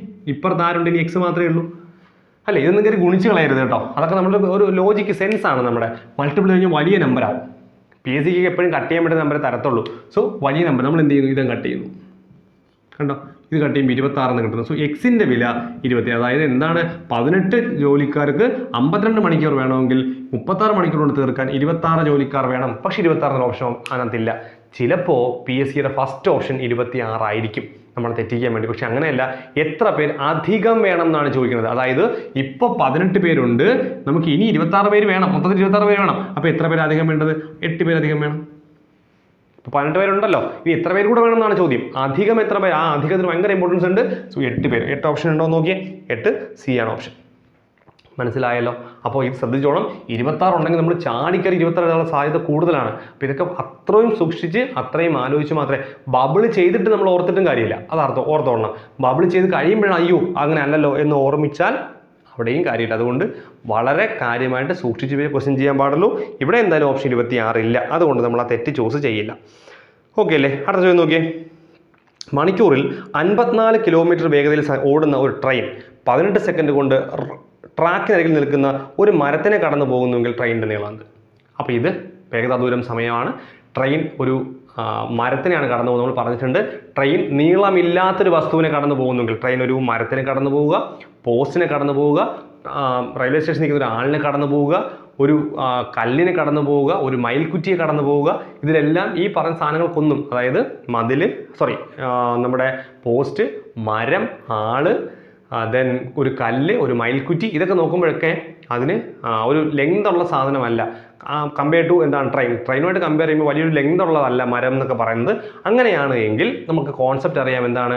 അങ്ങനെ ഒരു സാധനത്തിന്, ഒരു വസ്തുവിനെ കടന്നു പോകുന്നുവെങ്കിൽ ട്രെയിൻ സഞ്ചരിച്ച ദൂരവും ട്രെയിനിൻ്റെ നീളവും സെയിം ആയിരിക്കും. നമ്മൾ പഠിച്ചിട്ടുണ്ട് ട്രെയിൻ സഞ്ചരിച്ച ദൂരവും ട്രെയിനിൻ്റെ നീളവും സെയിം ആയിരിക്കും. അപ്പോൾ എന്താണ് ക്വസ്റ്റ്യൻ? നമുക്കൊന്ന് വായിക്കാം.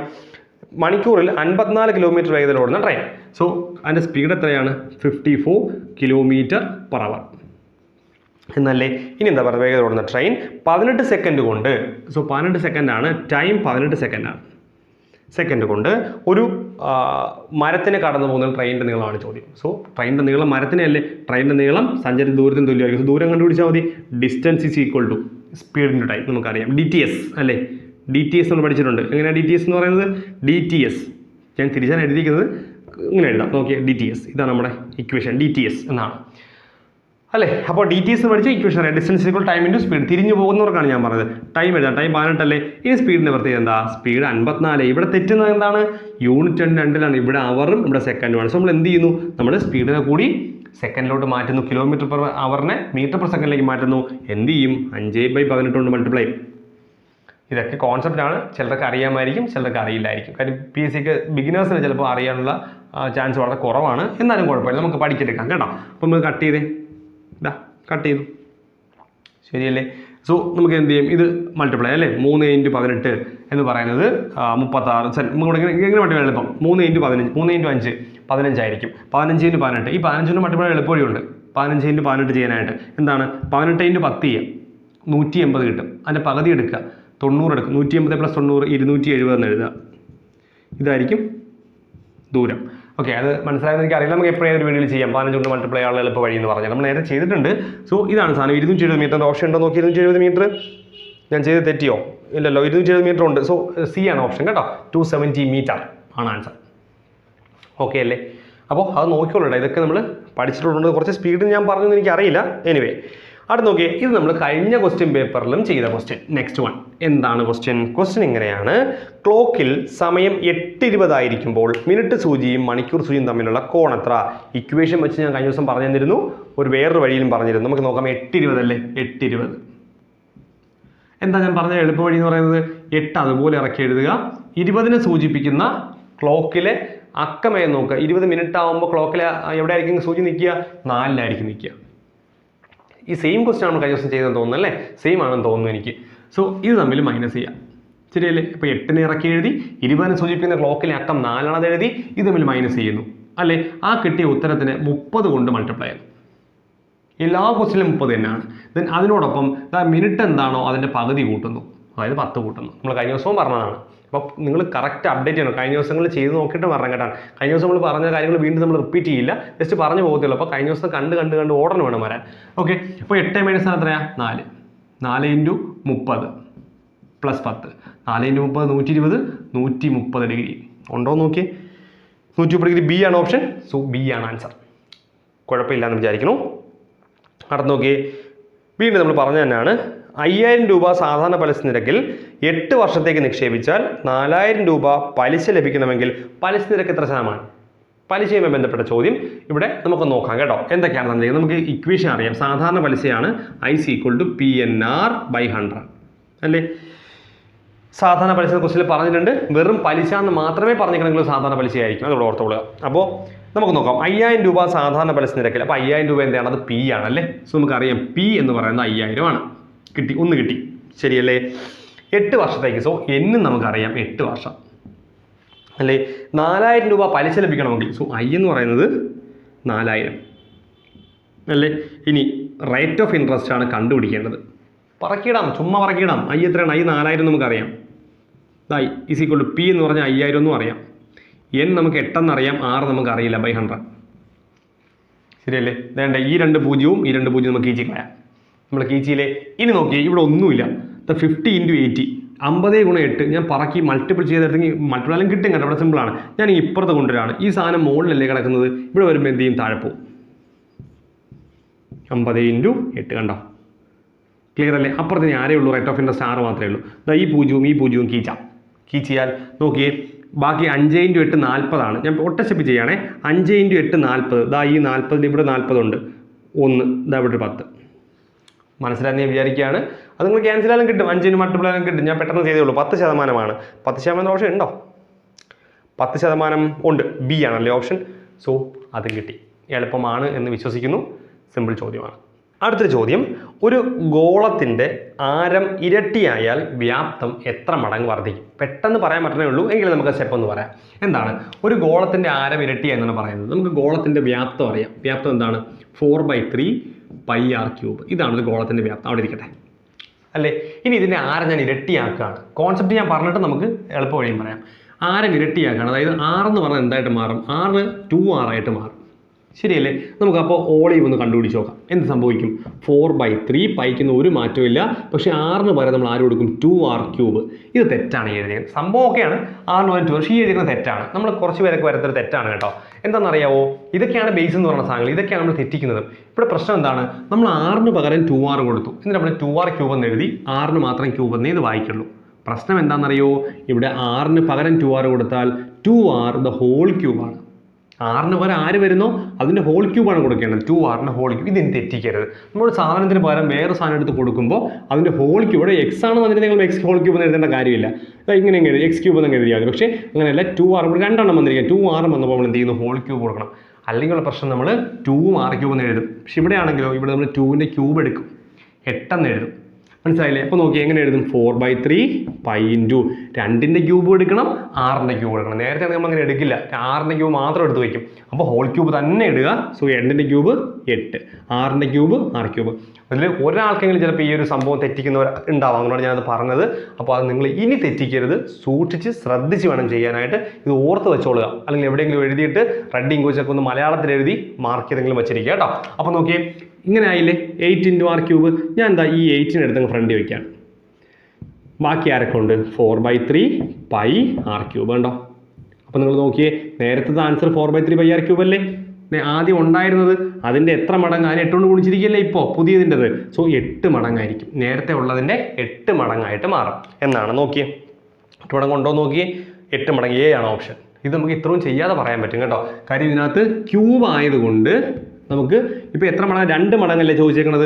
2 മടങ്ങാണെങ്കിൽ ക്യൂബ് ഇവിടെ വോളിയം ക്യൂബ് ആയതുകൊണ്ട് 2ൻ്റെ ക്യൂബ് എടുത്താൽ മതി. 8 3 ആയിരുന്നുവെങ്കിൽ അതായത് 3 മടങ്ങാകുന്നു എങ്കിൽ വോളിയം എത്ര മടങ്ങും? വ്യാപ്തം എത്ര മടങ്ങാകും ചോദിച്ചാൽ 3ൻ്റെ ക്യൂബ് അതായത് 27.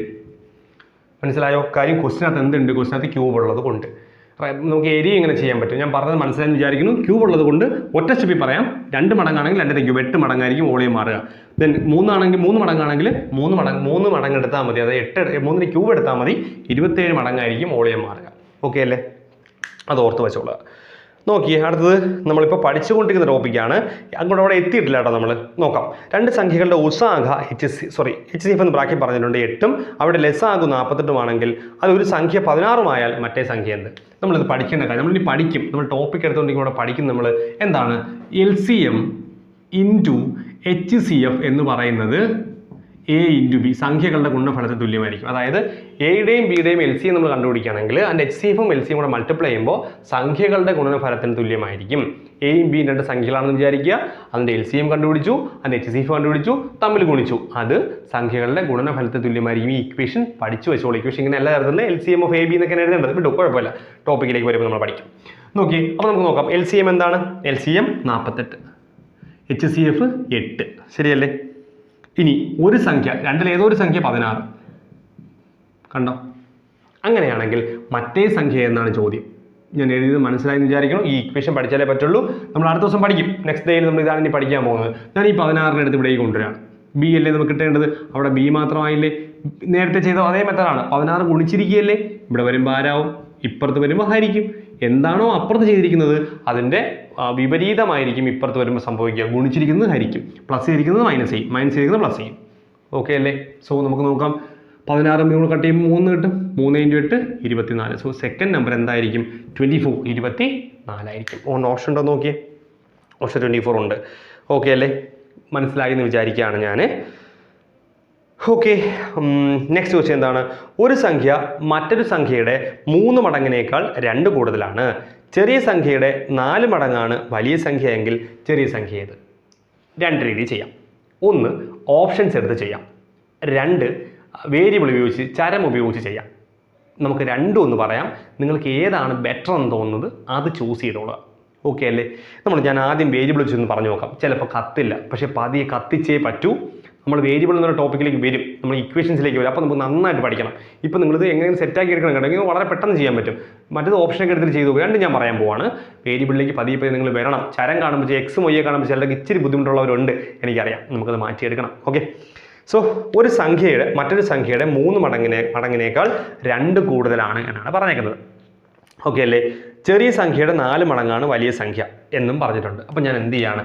ചെറിയ സംഖ്യയുടെ 4 മടങ്ങ് ഞാൻ ഇങ്ങനെ എടുക്കുകയാണ്. ചെറിയ സംഖ്യ ഞാൻ എക്സ് എന്ന് എടുക്കുകയാണ് എങ്കിൽ വലിയ സംഖ്യ എന്തായിരിക്കും? വലിയ സംഖ്യ 4x ആയിരിക്കും. കാര്യം 4 മടങ്ങെന്നല്ലേ പറയുന്നത്. ചെറിയ സംഖ്യയുടെ 4 മടങ്ങാണ് വലിയ സംഖ്യ എന്നാണ് പറഞ്ഞേക്കുന്നത്. ശരിയല്ലേ? ഇനി എന്താ പറഞ്ഞേക്കുന്നത്? ഒരു സംഖ്യ, ഇനി നമുക്ക് ഫസ്റ്റ് സെൻസ് വായിക്കാം. ഒരു സംഖ്യയുടെ 3 മടങ്ങിനേക്കാൾ ഒരു സംഖ്യ മറ്റൊരു സംഖ്യയുടെ 3 മടങ്ങിനേക്കാൾ 2 കൂടുതലാണ്. അതായത് വലിയ സംഖ്യ എന്ന് പറയുന്നത് ചെറിയ സംഖ്യയുടെ ചെറിയ സംഖ്യയുടെ 3 മടങ്ങിനേക്കാൾ, ദാറ്റ് ഈസ് 3 കൊണ്ട് മൾട്ടിപ്ലൈ ആണ്. വലിയ സംഖ്യ ചെറിയ സംഖ്യയുടെ 3 മടങ്ങിനേക്കാൾ 2 കൂടുതലാണ്. കണ്ടോ? ഇത് ചിലപ്പോൾ എല്ലാവർക്കും പറ്റണം എന്നില്ല, എനിക്കറിയാം. നിങ്ങൾ പേടിക്കേണ്ട, നമുക്ക് ഓപ്ഷൻ വെച്ചുകൂടെ ചെയ്യാം. അപ്പോൾ വലിയ സംഖ്യ ചെറിയ സംഖ്യയുടെ 3 മടങ്ങിനേക്കാൾ 2 കൂടുതലാണ്. വലിയ സംഖ്യ എത്രയാണ്? 4x. ചെറിയ സംഖ്യ എത്രയാണ്? എക്സ്. അപ്പോൾ എക്സ് ഇൻറ്റു 3, അതായത് 3x പ്ലസ് 2. ഞാൻ 3x ഇവിടേക്ക് കൊണ്ടുവരാണ്. സോ 4x ഈ പ്ലസ് 3 ഇവിടെ പ്ലസ് ചെയ്തേക്കില്ലേ? ഈ 3x ഇപ്പുറത്ത് വരുമ്പോൾ എന്താവും? -3x സമം 2. 4x - 3x 1x എന്ന് നമ്മൾ ഒന്നിടൂല, എക്സ് എന്ന് എഴുതിയാൽ മതി. ശരിയല്ലേ? 1x അല്ലേ = 2 എന്ന് പറഞ്ഞാൽ എക്സ് എത്രയാണ്? എക്സ് 2 ആണ്. ശരിയല്ലേ? ക്വസ്റ്റ്യൻ എന്താ? ചെറിയ സംഖ്യ എന്നല്ലേ ചോദ്യം. ചെറിയ സംഖ്യ എക്സ് എന്നല്ല നമ്മൾ എടുത്തേക്കുന്നത്. ചെറിയ സംഖ്യ എത്രയാണ്? ഇപ്പോൾ 2 ആണ്. ഇതാണ് നമ്മൾ എക്സ് വെച്ച് ചെയ്യുന്നത്. ഇത് എല്ലാവർക്കും കത്തണം എന്നില്ല, പക്ഷേ കത്തിക്കും നമ്മൾ എന്നെങ്കിലും നമ്മൾ കത്തിക്കും. ഓക്കെ അല്ലേ? അപ്പോൾ 2 ആണ് ഓപ്ഷൻ. ഇനി നമുക്ക് ഓപ്ഷൻ സ്റ്റാർട്ട് ചെയ്യാം. നമ്മുടെ ക്വസ്റ്റ്യൻ എന്താണ്? ക്വസ്റ്റ്യൻ ചെറിയ സംഖ്യ ഏത് എന്നാണ് നമ്മുടെ ചോദ്യം അല്ലേ? ഓപ്ഷനിൽ ഏതൊക്കെ കൊടുത്തേക്കുന്നത്? 4, 2, 8 ഒക്കെ അല്ലേ? അപ്പോൾ നമുക്ക് ആ ചെറിയ സംഖ്യയുടെ ഓപ്ഷൻസ് അല്ലേ തന്നേക്കുന്ന? ഏതാണ്? ചെറിയ മതി അല്ലേ?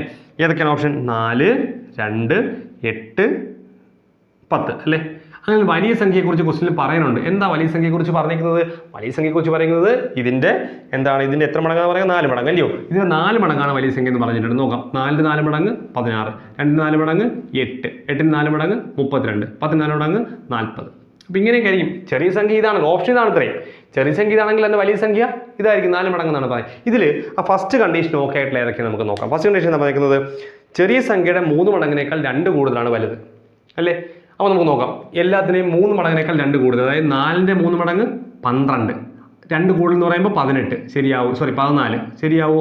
4ന്റെ 3 മടങ്ങ് പ്ലസ് 2, ഇതല്ലേ കോൺസെപ്റ്റ്. ചെറിയ സംഖ്യയുടെ 3 മടങ്ങിൻ്റെനേക്കാൾ 2 കൂടുതൽ. സോ 3 മടങ്ങ് എന്ന് പറയുമ്പോൾ 12 പ്ലസ് 2 14 ശരിയാവൂലല്ലോ. ഇവിടെ നോക്കിയേ, 2ന്റെ 3 മടങ്ങ് 6, 2 കൂട്ടുമ്പോൾ 8, ഇതാ ശരിയായി.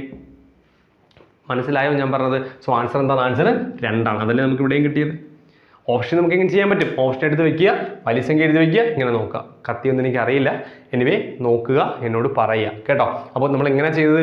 2 എടുത്തു, 4 എടുത്തു, അതിൻ്റെ 3 മടങ്ങെന്ന് ക്വസ്റ്റ്യൻ പറയുന്നുണ്ട്. അപ്പോൾ 4ൻ്റെ 3 മടങ്ങ് 12, 2 കൂട്ടുകാരെന്നും പറയുന്നുണ്ട്. അപ്പോൾ 14. അത് ശരിയായില്ല, 16 ശരിയായില്ല. സോ സെക്കൻഡ് എടുത്തപ്പോൾ നമുക്ക് ശരിയായി. ഓക്കെ അല്ലേ? ഓക്കെ, നോക്കാം അടുത്ത ക്വസ്റ്റ്യൻ നോക്കിയേ. എന്താണ്? ഒരു ക്ലാസ്സിലെ പെൺകുട്ടികളുടെയും ആൺകുട്ടികളുടെയും എണ്ണം 7:5 എന്ന അംശബന്ധത്തിലാണ്. ആൺകുട്ടികളുടെ എണ്ണത്തേക്കാൾ 8 കൂടുതലാണ് പെൺകുട്ടികളുടെ എണ്ണം എങ്കിൽ ക്ലാസ്സിൽ എത്ര ആൺകുട്ടികൾ ഉണ്ട് എന്നാണ് ചോദ്യം. സിമ്പിൾ ആയിട്ടുള്ള ചോദ്യം. ഒരു ക്ലാസ്സിൽ പെൺകുട്ടികളുടെ റേഷ്യോ കറക്റ്റ് എടുത്തോണം കേട്ടോ. പെൺകുട്ടികൾ ഗേൾസ് ഈസ് ടു ബോയ്സ് ആണ് ക്വസ്റ്റ്യൻ തന്നിരിക്കുന്നത്. എത്രയാണ് തന്നിരിക്കുന്നത്? 7:5. നമ്മൾ നേരത്തെ പറഞ്ഞ പോലെ ചെയ്യാണ്. ഗേൾസിന് കറസ്പോണ്ടിങ് 7 ആയതുകൊണ്ട് girls is equal to 7x, boys is equal to 5x. ശരിയല്ലേ? നമ്മൾ നേരത്തെ എടുത്ത കോൺസെപ്റ്റാണ്. ഇനി എന്താ പറയുന്നത്? ആൺകുട്ടികളുടെ എണ്ണത്തേക്കാൾ 8 കൂടുതലാണ് പെൺകുട്ടികളുടെ എണ്ണം. വീണ്ടും ഇക്വേഷൻ ആണ്. ഓക്കെ, ഓപ്ഷൻ വെച്ച് ചെയ്യാം. ഞാൻ ഓപ്ഷൻ വെച്ച് ചെയ്യുന്നില്ല, നമുക്കല്ല ചെയ്യാം. ആൺകുട്ടികളുടെ എണ്ണത്തേക്കാൾ 8 കൂടുതലാണ് പെൺകുട്ടികളുടെ എണ്ണം. ഇത് എല്ലാവർക്കും തിരിഞ്ഞു പോകും. എങ്ങനെ എഴുതുന്ന സംശയം വരും. നമുക്ക് നോക്കാം. ആൺകുട്ടികളുടെ എണ്ണത്തേക്കാൾ 8 കൂടുതലാണ് പെൺകുട്ടികൾ. അപ്പോൾ ആരുടെ എണ്ണമായിരിക്കും കൂടുതൽ? പെൺകുട്ടികളുടെ എണ്ണമായിരിക്കും കൂടുതൽ. സോ ഞാൻ എഴുതാൻ പോവാണ്. പെൺകുട്ടികളുടെ എണ്ണം എന്ന് പറയുന്നത് ആൺകുട്ടികളുടെ എണ്ണത്തേക്കാൾ 8 കൂടുതലാണ്. അതായത് ആൺകുട്ടികളുടെ എണ്ണത്തിനോടൊപ്പം 8 കൂട്ടിയാൽ പെൺകുട്ടികളുടെ എണ്ണം കിട്ടും. ഇങ്ങനെ അല്ല. ഇതാണ് നമുക്ക് കൺഫ്യൂഷൻ വരും. ഇങ്ങനെയാണോ കൺഫ്യൂഷൻ വരുന്നത് ഒരുപാട് പേരുണ്ടാവും. നിങ്ങൾ തന്നെ ഉണ്ടാവില്ലേ? അങ്ങനെ ആർക്കെങ്കിലും ഉണ്ടെങ്കിൽ അത് കൂടി ഒന്ന് കമൻറ്റ് ചെയ്യാൻ പറ്റും, കമൻറ്റ് ചെയ്യണം കേട്ടോ. ഇത് തെറ്റല്ല. നോർമലി എനിക്കും പണ്ട് ഈ പ്രശ്നം ഉണ്ടായിരുന്നു. അതുകൊണ്ടാണ് ഞാൻ പറഞ്ഞത് ഇങ്ങനെ വിഷയം വരും. അപ്പോൾ നമ്മൾ എങ്ങനെ ചിന്തിച്ചാൽ മതി? ഇവിടെ പറഞ്ഞിരിക്കുന്നത് ആൺകുട്ടികളുടെ എണ്ണത്തേക്കാൾ 8 കൂടുതലാണ് പെൺകുട്ടികളുടെ എണ്ണം. അപ്പോൾ ഇത് ആദ്യമൊക്കെ 2 എഴുതി നോക്കിയിട്ട് ഇങ്ങനെ കമ്പയർ ചെയ്ത് പഠിച്ചാൽ മതി കേട്ടോ. അപ്പോൾ ശരിയോ? അപ്പോൾ പെൺകുട്ടികളുടെ എണ്ണമാണ് ഇവിടെ കൂടുതൽ. അതായത് ആൺകുട്ടികളുടെ എണ്ണത്തേക്കാൾ 8 കൂടുതൽ. സോ ആൺകുട്ടികളുടെ എണ്ണത്തിനോടൊപ്പം 8 കൂട്ടിയാൽ പെൺകുട്ടികളുടെ എണ്ണം കിട്ടും. അപ്പോൾ ഇതല്ല. പതിയെ അത് സെറ്റാക്കി പഠിച്ചെടുക്കണം കേട്ടോ. എങ്കിലും നമുക്ക് ഇക്വേഷൻ ചെയ്യാൻ പറ്റുള്ളൂ. അപ്പോൾ നോക്കി, ഗേൾസ് എത്രയാണ് നമുക്കറിയാം? 7x. ബോയ്സ് നമുക്കറിയാം 5x പ്ലസ് 8 ഉണ്ടോ? 5x ഇപ്പുറത്ത് വരട്ടെ. 7x minus 5x is equal to 8. ശരിയല്ലേ? അപ്പോൾ 7x 5x കുറച്ചാൽ 2x. 2x is equal to 8. അപ്പോൾ എക്സ് എത്ര കിട്ടും? X is equal to 8/2 4. കാര്യം 2 ഗുണിച്ചിരിക്കുകയല്ലേ. 2 ഇൻറ്റു എക്സ്. അപ്പുറത്ത് പോകുമ്പോൾ 8/2 4. അപ്പോൾ എക്സ് 4 കിട്ടിയില്ലേ?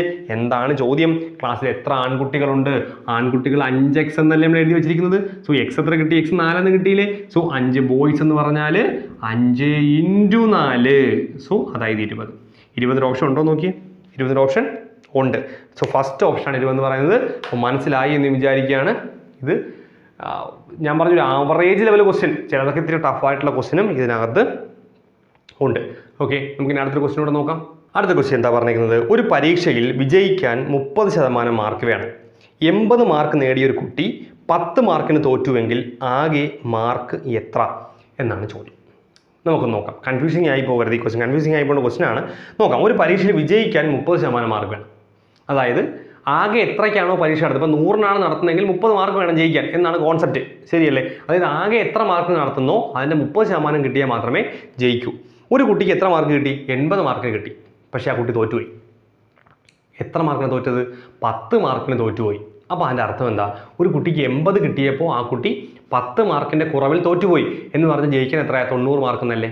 അതായത് പാസ് മാർക്ക് 90-ആണ്. പക്ഷേ ആ കുട്ടിക്ക് 80 കിട്ടിയുള്ളൂ. അതുകൊണ്ട് എത്ര മാർക്ക് കുറവ്? 10 മാർക്ക് കുറവ്. അതങ്ങനെയല്ലേ? ഇനി നമുക്ക് മൊത്തത്തിൽ വായിച്ചു നോക്കാം. അതായത് നമുക്ക് ക്വസ്റ്റ്യൻ ഇങ്ങനെ പഠിക്കുകയാണ് നമ്മൾ. ജയിക്കാൻ 90 മാർക്ക് വേണമായിരുന്നു, പക്ഷേ ആ കുട്ടിക്ക് 80 മാർക്കേ കിട്ടിയുള്ളൂ എന്നല്ലേ? ശരിയല്ലേ? ഇനി ജയിക്കാൻ വേണ്ട പാസ് മാർക്ക് എത്രയാണ്? ഇവിടെ 90 അല്ലേ? പാസ് ശതമാനം എത്രയാണ്? Passing percentage 30%. കാര്യം പരീക്ഷ ജയിക്കാൻ 30% മാർക്ക് വേണം. അപ്പോൾ ജയിക്കാനുള്ള പെർസെൻറ്റേജ് എത്രയാണ്? പാസിംഗ് പെർസെൻറ്റേജ് നോക്കിയേ. പാസിംഗ് പെർസെൻറ്റേജ് എത്രയാണ്? പാസിംഗ് പെർസെൻറ്റേജ് എന്ന് പറയുന്നത് 30%. ശരിയല്ലേ? ഇനി പാസിംഗ് മാർക്ക് എത്രയാണ്? പാസിംഗ് മാർക്ക് എന്ന് പറയുന്നത് 90-ആണ്. എങ്ങനെ കിട്ടി? 80 മാർക്ക് കിട്ടിയ കുട്ടിക്ക് 10 മാർക്കിൻ്റെ കുറവിൽ തോറ്റുപോയി. മീൻസ് കുട്ടിക്ക് 90 കിട്ടിയ കുട്ടി ജയിച്ചനായിരുന്നു. അപ്പോൾ പാസിംഗ് പെർസെൻറ്റേജ് എന്ന് പറയുന്നത് 30%, പാസിംഗ് മാർക്ക് എന്ന് 90%. അതായത് ആകെയുടെ 100-ൽ 30 കിട്ടിയാൽ ആ കുട്ടി ജയിക്കും. ജയിക്കാനുള്ള മാർക്ക് എത്രയാണ്? 90 അല്ലേ? ശരിയല്ലേ? അപ്പോൾ ജയിക്കാം. നമുക്ക് ഇങ്ങനെ പറയാം. എന്താണ്? ആകെയുടെ 100-ൽ 30 പാസിംഗ് മാർക്ക്, പാസ് മാർക്ക് എന്ന് പറയുന്നത് അല്ലേ? 30% കിട്ടി ജയിക്കും എന്നല്ലേ? അങ്ങനെയല്ലേ? അപ്പം അങ്ങനെ പഠിക്കാം. ആകെയുടെ 100-ൽ 30% കിട്ടിയാൽ ആ കുട്ടി പാസ്സാവുന്നതാണ്. പാസ് മാർക്ക് അതാണ്. 30%-ആണ് പാസ് മാർക്ക്. പാസ് മാർക്ക് നമുക്ക് അറിയാം എത്രയാണ്? 90 എന്നറിയാം. നമ്മളിപ്പോൾ കണ്ടുപിടിച്ചു അല്ലേ? അപ്പോൾ നമുക്ക് നോക്കി, ആകെയുടെ 100-ൽ 30 90. സോ ആകെയല്ലേ കണ്ടുപിടിക്കാൻ പറഞ്ഞേക്കുന്നത്. ആകെയിട്ട് എന്ത് ചെയ്താൽ മതി, ഈ 30/100 പൊക്കി അങ്ങ് അപ്പുറത്ത് കൊണ്ടുപോയാൽ ഒറ്റ സ്റ്റെപ്പിൽ പഠിക്കുകയാണ്. എങ്ങനെയാണ് 30/100 പോയാൽ 100/30 ആവും എന്ന് പഠിച്ചാൽ മതി. അതിൻ്റെ കാര്യം എന്താണ്, 100 ഹരിച്ചിരിക്കുന്നു, അപ്പുറത്ത് പോകുമ്പോൾ ഗുണിക്കും, 30 മുകളിൽ താഴെ പോവും, താഴെയുള്ളത് മുകളിൽ, മുകളിലുള്ള താഴെ വരും, സിമ്പിൾ. അത് നോക്കിയേ, ഈ 30ഉം 90ഉം വെട്ടുമ്പോൾ 3 കിട്ടും, 3×100 300. അപ്പോൾ ആകെ എത്ര മാർക്കിനായിരുന്നു പരീക്ഷ? ആകെ 300 മാർക്കിനായിരുന്നു പരീക്ഷ. അത്രയേ ഉള്ളൂ. ആ ക്വസ്റ്റ്യൻ വായിച്ച് ആ ഐഡിയ കിട്ടാനുള്ളൊരു ബുദ്ധിമുട്ടേ ഉള്ളൂ. ക്ലിയർ ആയി എന്നാണ് ഞാൻ വിചാരിക്കണം. ഓക്കെ അല്ലേ? ഇനി അടുത്ത ക്വസ്റ്റ്യൻസ് നോക്കാം. അടുത്ത 4 ചോദ്യങ്ങൾ നമുക്ക് വളരെ വേഗത്തിൽ ചെയ്ത് പോവാം. 5/8, 3/4, 1/2 ഒരുപാട് മെത്തേഡ് ഉണ്ട്. 1 എല്ലാത്തിൻ്റെ LCM എടുത്ത് ചെയ്യാൻ പറ്റും, ഒന്നാമത്തെ മെത്തേഡ്. 2 ഈ 2 ക്രോസ് മൾട്ടിപ്ലൈ ചെയ്തിട്ട് കിട്ടുന്ന ആൻസറിനോടൊപ്പം ഇത് ക്രോസ് ചെയ്താൽ അടുത്തത് കിട്ടും, 2. മൂന്നാമത്തേത് ഡിനോമിനേറ്റർ എല്ലാം സെയിം ആക്കി ചെയ്യാം. ഇങ്ങനെ ഏത് മെത്തേഡോളം ചെയ്യാം. ഞാനിവിടെ ഡിനോമിനേറ്റർ എല്ലാം അങ്ങ് സെയിം ആക്കാൻ പോവാണ്. നിങ്ങളൊന്ന് ആലോചിച്ച് നോക്കിയേ, ഇവിടെ ഡിനോമിനേറ്റർ 8 അല്ലേ, നമുക്ക് ഇവിടെ ഛേദം കൂടി 8 ആക്കിയാൽ ആഡ് ചെയ്യാൻ എളുപ്പമല്ലേ. ഞാൻ എന്ത് ചെയ്യുന്നു, ഇവിടെ ഒരു 2 കൊണ്ട് ഗുണിച്ച് 8 ആക്കുന്നു, അപ്പോൾ മുകളിലും ഗുണിക്കുന്നു 8 ആക്കുന്നു. ഇവിടെ ഞാൻ 4 കൊണ്ട് ഗുണിച്ച് 8 ആക്കുന്നു, മുകളിലും 4. അപ്പോൾ താഴെ എന്തുകൊണ്ട് ഗുണിക്കുന്നോ അത് തന്നെ മുകളിലും ഗുണിക്കണം. എന്തിനാ ഗുണിച്ചതെന്നാണ് ചോദ്യം. എന്തിനാ ഗുണിച്ചത് നമുക്ക് ഛേദങ്ങളെല്ലാം 8 ആക്കാൻ വേണ്ടിയിട്ടാണ്. അപ്പോൾ നിങ്ങളൊന്ന് പറഞ്ഞേ, എന്താ വരിക, 5/8 ഒന്നാമത്തത് പ്ലസ് 6/8 രണ്ടാമത്തത് പ്ലസ് 4/8 മൂന്നാമത്തത്. ശരിയല്ലേ? നോക്കാം, നോക്കി എല്ലാത്തിനും ഛേദം ഒരുപോലായി. ഛേദം ഒരുപോലായ പിന്നെ എളുപ്പമാണ് ചെയ്യാൻ. എന്ത് ചെയ്താൽ മതി, ഛേദം അതുപോലെ എഴുതിയിട്ട് മുകളിൽ കൂട്ടണം. 5ഉം 6ഉം 11, 11 4 15, 15/8 ഉണ്ട്. ചിലപ്പോൾ ഇതിന് മിശ്രഭിന്നമായിരിക്കും ആൻസറിൽ കിടക്കുന്നത്. മിശ്രഭിന്നം അല്ല, അതുകൊണ്ട് 15/8 തന്നെയാണ് ആൻസർ. അങ്ങനെ എഴുതി വെച്ചാൽ മതി. അതല്ലെങ്കിൽ മിശ്രഭിന്നമാക്കേണ്ടി വരും. അങ്ങനെയുള്ള ചോദ്യങ്ങളിൽ നമുക്കത് പറയാം. ഓക്കെ അല്ലേ? ഇതിന് പെട്ടെന്ന് ചെയ്യാൻ പറ്റുന്ന ചോദ്യം എന്താണ്, 0.0000625 625 അല്ലേ? അതിൻ്റെ റൂട്ട് എന്താണ്? നമ്മൾ എന്ത് ചെയ്യും, റൂട്ട് എടുക്കാനായിട്ട് ദശാംശം ഒക്കെ അങ്ങ് കളയും. എത്ര ക്വസ്റ്റ്യൻ, 625 അല്ലേ? അപ്പോൾ നമുക്ക് 625 കിടക്കുന്നുവെങ്കിൽ 625ൻ്റെ റൂട്ട് അങ്ങ് എഴുതണം. എത്രയാണ്, 25. നമ്മൾ എഴുതി അല്ലേ? ആദ്യം ആ സംഖ്യ 0 ഒക്കെ കളഞ്ഞ് സംഖ്യയുടെ റൂട്ട് എടുക്കുക. 625ൻ്റെ റൂട്ട് 25 ആണെന്ന് അറിയാം. ഇനി നമ്മൾ നോക്കും എത്ര ദശാംശ സ്ഥാനമുണ്ട്. 1 2 3 4 5 6 ദശാംശ സ്ഥാനമുണ്ട്. റൂട്ടിൽ നിന്നും അല്ലെങ്കിൽ റൂട്ട് കണ്ടുപിടിക്കാനായിട്ട് നമ്മൾ ചെയ്യേണ്ടത് എത്ര ദശാംശ സ്ഥാനം ഉണ്ടോ അതിൻ്റെ പകുതി സ്ഥാനങ്ങൾ ആൻസറിൽ കൊടുക്കുക എന്നുള്ളതാണ്. ഇവിടെ 6 സ്ഥാനമല്ലേ ഉള്ളത്. സോ അതിൻ്റെ പകുതി സ്ഥാനങ്ങൾ എന്ത് കൊടുക്കുക, റൂട്ടിനകത്ത് കൊടുക്കുക. 25 എന്നുള്ളതിൻ്റെ സംഖ്യയിൽ എത്ര സ്ഥാനം കൊടുക്കണം, 3 സ്ഥാനം കൊടുക്കണം. കാര്യം ഇവിടെ 6 സ്ഥാനമുണ്ട്, പകുതി സ്ഥാനം 3 ആണ്. 1 ഇവിടെ ഉണ്ട്, 2 ഇവിടെ ഉണ്ട്, മൂന്നാമത്തെ സ്ഥാനം ഇല്ലാത്തത് കൊണ്ട് 0 കൊടുക്കും, ദശാംശം. അപ്പോൾ 0.025 ആണ് ആൻസർ. നോക്കി ഓപ്ഷൻ ഉണ്ടോ നോക്കി, 0.025. ക്ലിയർ അല്ലേ? അപ്പോൾ റൂട്ട് എടുക്കുമ്പോൾ അങ്ങോട്ടും ഇങ്ങോട്ടും റൂട്ട് എടുക്കുമ്പോൾ നമുക്ക് എന്ത് ചെയ്യണം, കിടക്കുന്ന ദശാംശ സ്ഥാനങ്ങളുടെ പകുതി ആൻസറെ കൊടുക്കുക. സ്ക്വയർ എടുക്കുമ്പോഴോ, സ്ക്വയർ എടുക്കും, ഇതിൻ്റെ സ്ക്വയർ എടുക്കുമ്പോൾ നോക്കി സ്ക്വയർ എടുക്കുകയാണ്. സ്ക്വയർ എടുക്കുമ്പോൾ എന്ത് സംഭവിക്കും, 25ൻ്റെ സ്ക്വയർ എടുക്കുക, 625. ശരിയല്ലേ? ഇനി എന്ത് ചെയ്യണം, സ്ക്വയർ എടുക്കുമ്പോൾ ഇവിടെ എത്ര സ്ഥാനങ്ങളുണ്ടോ, 3 സ്ഥാനങ്ങളുണ്ട്, അതിൻ്റെ ഇരട്ടി സ്ഥാനങ്ങൾ ആൻസറിൽ കൊടുക്കണം. ഓക്കെ അല്ലേ? അപ്പോൾ 3 സ്ഥാനം അതിൻ്റെ ഇരട്ടി 6 ആണ്. 1 2 3 1 2 3 കണ്ടോ? അങ്ങനെയാണ് ഇത് കിട്ടുന്നത്. അപ്പോൾ റൂട്ട് എടുക്കുമ്പോൾ സ്ഥാനങ്ങളുടെ എണ്ണം പകുതിയാക്കുകയും സ്ക്വയർ എടുക്കുമ്പോൾ സ്ഥാനങ്ങളുടെ എണ്ണം ഇരട്ടിയാക്കുകയും ചെയ്യണം. എഴുതി വെച്ചോളുക കേട്ടോ, അറിയില്ലെങ്കിൽ എവിടെയെങ്കിലും എഴുതി വെച്ചോളുക. ദെൻ അടുത്ത ചോദ്യം, നല്ലൊരു ചോദ്യം. മുകളിൽ വന്നിരിക്കുന്നത് 9.5ൻ്റെ ക്യൂബ് പ്ലസ് 0.5ൻ്റെ ക്യൂബ്. ഇത് നമുക്ക് ക്യൂബൊക്കെ എടുത്ത് കൂട്ടിയൊക്കെ കണ്ടുപിടിക്കാം. ഒരുപക്ഷെ നമുക്ക് ഈ മെത്തേഡ് അറിയില്ലെങ്കിലും സമയമെടുക്കും, ആൻസർ കിട്ടും. പക്ഷേ ഓക്കെ, നമുക്ക് മെത്തേഡ് വെച്ച് പഠിക്കാം. എന്താണ് ഒന്ന് നോക്കിയേ. മുകളിൽ 9.5ൻ്റെ ക്യൂബ് പ്ലസ് 0.5ൻ്റെ ക്യൂബ്. അത് ഏത് ഫോർമാറ്റ് എന്നറിയാവോ? അത് A³ പ്ലസ് B³ ആണ്. A³ plus B³. എന്താണ് A³ plus B³ എന്നറിയാവോ? A plus B into A² minus AB plus B² എന്നാണ്. അതുപോലെ A³ മൈനസ് B³ നമുക്ക് പഠിച്ചു പോകാം. ഒന്ന് പഠിക്കൂലേ, അതിനോട് ഒന്ന് പഠിച്ചു പോകാം. എന്താണ്, ഇവിടെ മൈനസ് വന്നാൽ ഇവിടെയും മൈനസാണ് വരിക, അകത്ത് ഫുള്ള് പ്ലസ് ആണ്.